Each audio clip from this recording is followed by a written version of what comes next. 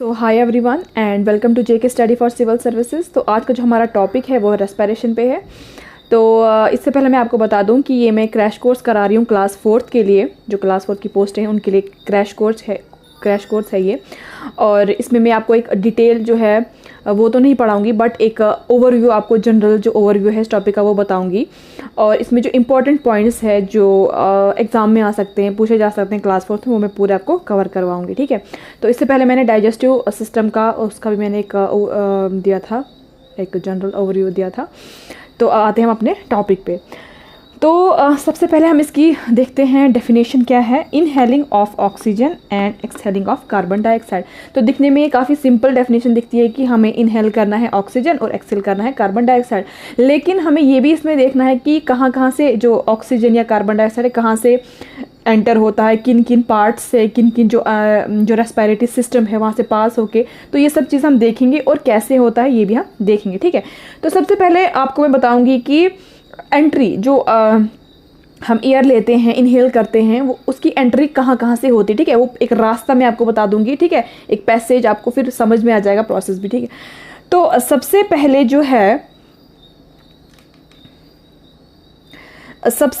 जो है एयर जो है नॉस्ट्रल्स के थ्रू एंटर होता है। उसके बाद जाता है नेसल चैम्बर में। नेसल चैम्बर में प्रेजेंट होते हैं, हेयर प्रेजेंट होता है। तो वहाँ पे जो भी डस्ट पार्टिकल्स जो भी होते हैं वो ट्रैप हो जाते हैं। ठीक है। तो फिर जो एयर है वो आगे चलती है।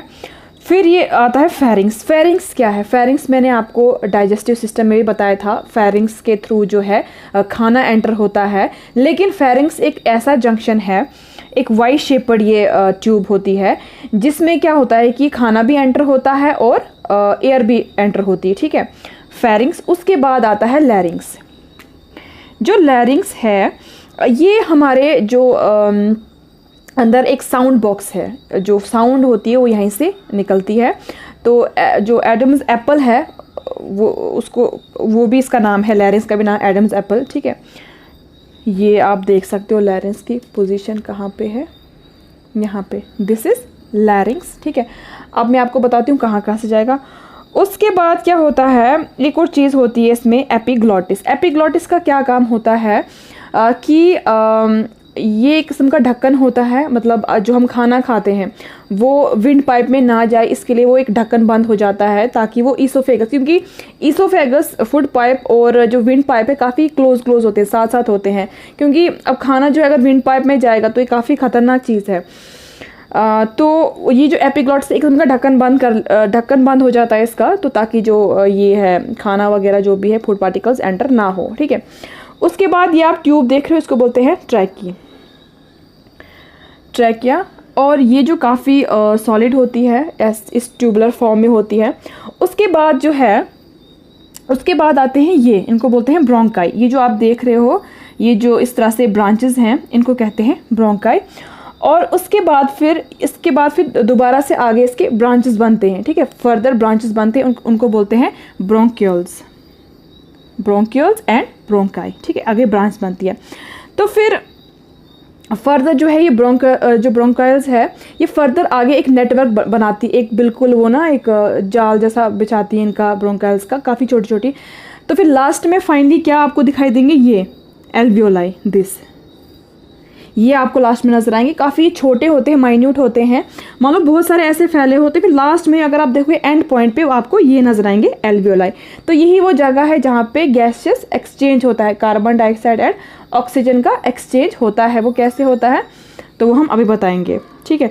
तो ये आप देख लो किस तरह से एंटर होता है। ये पूरा एक है नॉस्ट्रल, ये pharynx, larynx, epiglottis, trachea, bronchioles, alveoli. तो अगर आप देखोगे ये जो लंग्स है, ये जो लेफ्ट वाला जो है ये साइज में बड़ा होता है। Sorry, this is right. आपको ये दिखाई दे रहा होगा left, but it is right, क्योंकि अगर मैं अपनी तरफ ऐसे रखूँ तो ये मेरा राइट है। तो ये राइट वाला है, थोड़ा साइज में बड़ा होता है इससे। ठीक है। तो ये है पूरा रेस्पिरेटरी सिस्टम। तो अब हम देखते हैं किस तरह से जो एयर है वो एंटर होती है, किस तरह से ये सब चीज़ें होती है। सो ये हमने अभी तक थोड़ा ओवरव्यू देखा। ठीक है। जो रेस्पिरेटरी ट्रैक था कि कहाँ कहाँ से जो एयर है वो जो है एंटर होगा। तो अब हम आते हैं रेस्पिरेशन कैसे होती है, किस तरह से जो गैसेस एक्सचेंज होता है। ठीक है, तो सबसे पहले हम बात करेंगे कि हमारे एटमॉस्फेयर में कितना ऑक्सीजन है। हमारे एटमॉस्फेयर में ऑक्सीजन है 21% और कार्बन डाइऑक्साइड है 0.033 to 0.04%। तो आपको पता समझ आ गया होगा कि कितना, तो ये जो ऑक्सीजन है ये ज़्यादा है कार्बन डाइऑक्साइड से। ठीक है, तो जब हम इनहेल करते हैं तो सबसे पहले जो मैंने आपको बताया नॉस्ट्रिल से, फिर उसके बाद फेरिंग्स के बाद लैरिंग्स, फिर ट्रैकी के बाद फिर जो है ये पहुंचता है ब्रोंक्यूल्स, तो फिर लास्ट में कहाँ पहुंचता है ये एल्वियोलाई। तो ये जो एल्वियोलाई है ये एक सरफेस है जहाँ पे गैसेस एक्सचेंज होता है। ओके, अब क्या होता है कि हमारी बॉडी के अंदर जो ब्लड होता है, ठीक है, उसमें कार्बन डाइऑक्साइड भी प्रेजेंट होता है। तो वो जो बॉडी से जो ब्लड आता है वो प्यूरिफिकेशन के लिए जाता है लंग्स के पास। ठीक है, तो ये जो हार्ट है ये लेके जाता है डीऑक्सीजनेटेड ब्लड, ठीक है, पल्मोनरी आर्टरी से। पल्मोनरी आर्टरी वो ब्लड वेसल है हमारी बॉडी में जिसका काम है to pump blood from heart to lungs. Basically जो आर्टरी जो होती हैं उनकी डेफिनेशन क्या है, उनकी डेफिनेशन है जो हार्ट, जो भी ब्लड वेसल हार्ट से पंप करती होगी blood to other body parts, उसको आर्टरी कहते हैं। ठीक है, तो यूजुअली जो आर्टरीज का काम है, उनका काम है to transport pure blood, but जो पल्मोनरी आर्टरी सिर्फ वाहिद एक आर्टरी है जिसका काम है टू ट्रांसपोर्ट इम्प्योर ब्लड, मतलब डीऑक्सीजनेटेड ब्लड। तो ये जो डीऑक्सीजनेटेड ब्लड है ये पहुंचता है लंग्स के पास। तो ये अब इसके पास खूब सारा कार्बन डाइऑक्साइड है। ठीक है, तो वहाँ से हमने, तो अब जो है डीऑक्सीजनेटेड ब्लड, इसके अंदर खूब सारा कार्बन डाइऑक्साइड है। अब इसको ये रिमूव करना, छुटकारा पाना है इस ब्लड को, क्योंकि साफ करना है। तो जब ये यहाँ पे पहुँचेगा लंग्स के पास, तो जब हम बिल्कुल माइन्यूट लेवल पे देखते हैं जो एल्वियोलाई है यही जो होता है यही फ्रंट लाइन पे आता है, मतलब आमने सामने इसी के साथ आमना सामना होता है।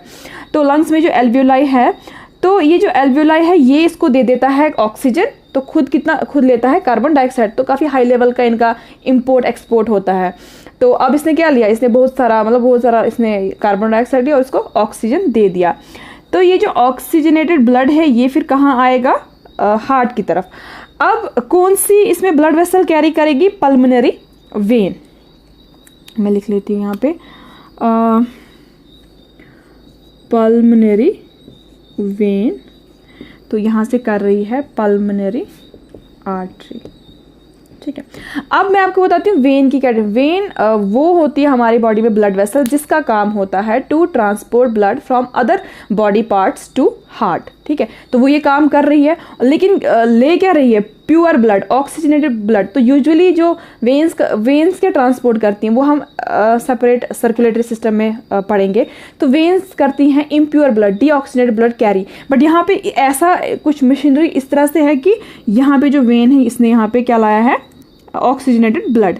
ठीक है, तो फिर जो अब इनमें इन जो सैक्स है, काफ़ी छोटे छोटे सैक्स होते हैं। ठीक है, छोटे छोटे थैले समझो, छोटे छोटे पाउच टाइप के, इनमें बहुत सारा कार्बन डाइऑक्साइड है। तो जब हम एक्सहेल करते हैं, जब हम सांस बाहर करते हैं, ये सारा जो कार्बन डाइऑक्साइड है ये बाहर आता है। तो अब आपको ये डेफिनेशन जो मैंने आपको पहले बताई थी, inhale of oxygen and exhalation of जो कार्बन डाइऑक्साइड, तो ये आपको समझ में आया कि इनहेल कैसे होता है और एक्सहेल कैसे होता है। तो इससे क्या होता है कि ब्लड, जो हमारा ब्लड है वो भी प्यूरिफाई हो जाता है और कार्बन डाइऑक्साइड भी बाहर निकलता है और ऑक्सीजन जो है वो भी यूज़ में आ जाता है। ठीक है, तो ये देख लो, ऑक्सीजन जो है एक्सचेंज हो जाता है तो पल्मोनरी कैपिलरीज से, तो ब्लड जो कार्बन डाइऑक्साइड जो एक्सेल के थ्रू बाहर निकल जाता है। ठीक है, तो फिर ये ब्लड जो कैपिलरीज है, जो कैपिलरीज एक किस्म की जो ब्रांच बनती हैं, ब्लड वेसल्स की ब्रांच बनती है आगे छोटी छोटी, तो वहाँ से ये पहुँचाती है, हर एक ब्लड में पहुँच जाती है, हर एक सेल में ऑक्सीजन जो है पहुँच जाता है और कार्बन डाइऑक्साइड जो है एक्सेल हो जाता है। तो ये एक ओवरव्यू था रेस्पिरेशन का।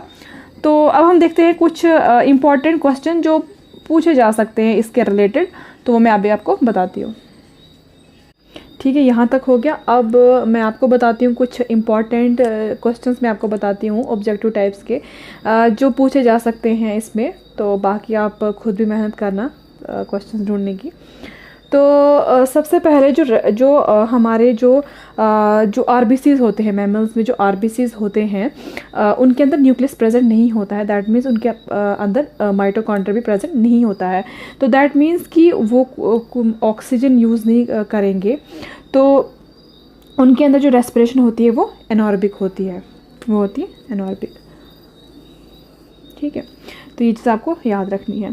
तो बेशक ये कैरी करते हैं क्योंकि इनका काम है ऑक्सीजन को ट्रांसपोर्ट करना, क्योंकि जब हार्ट से ये कैरी करेंगे, ट्रांसपोर्ट ही बेशक करेंगे, बट रेस्पिरेशन में यूज़ इसको नहीं करेंगे। उस वजह से क्या होता है कि बहुत सारा जो ऑक्सीजन है वो वेस्ट नहीं होता है। तो ये भी एक ट्रिक हो सकती है हमारे सिस्टम में कि इससे क्या है ऑक्सीजन बहुत सारा बच जाता है, क्योंकि एनारोबिकली रेस्पायर करते हैं, क्योंकि इनके अंदर माइटोकॉन्ड्रिया प्रेजेंट नहीं होता है, तो उस वजह से बहुत सारा ऑक्सीजन जो वो वेस्ट होने से बच जाता है।